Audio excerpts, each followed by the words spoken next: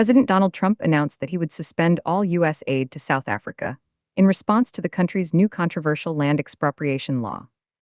This announcement has stirred up significant debate and concern, both in South Africa and internationally. What exactly is happening? Trump made this declaration on his social media platform, Truth Social, stating that South Africa is confiscating land and treating certain classes of people very badly. He argues this constitutes a massive human rights violation and asserts that the United States will not stand by while it happens. The law in question allows the South African government to expropriate land under specific circumstances without compensation, aiming to address historical injustices regarding land ownership linked to apartheid-era policies. Historically, most farmland in South Africa remains owned by white citizens, despite black individuals making up a large portion of the population. This relevant? The matter touches on sensitive issues surrounding race relations and property rights within post-apartheid South Africa. Raises questions about international relations between the United States and nations grappling with similar colonial legacies.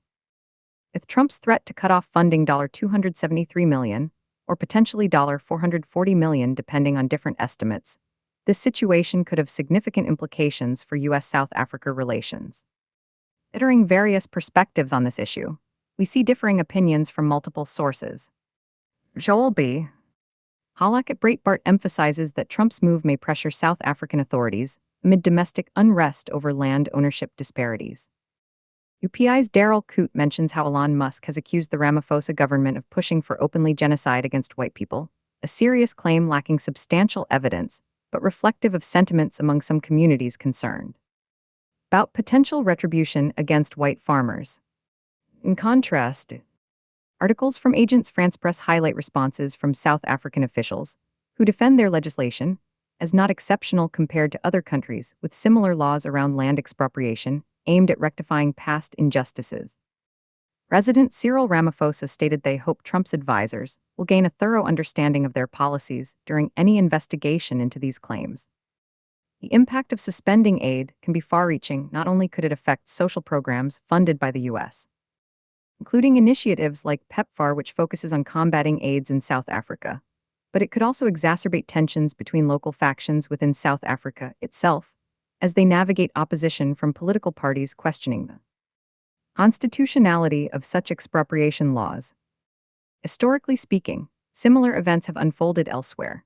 Zimbabwe serves as a prominent example where land seizures led to economic collapse and food shortages, following aggressive policies targeting white-owned farms 2 decades ago. As history informs fears about repeating such mistakes, if bold actions are taken without careful planning and community engagement. Looking at the bigger picture reveals complexities often overlooked in mainstream discussions about race and property ownership globally. Seeing historical wrongs is critical, especially concerning racial injustices.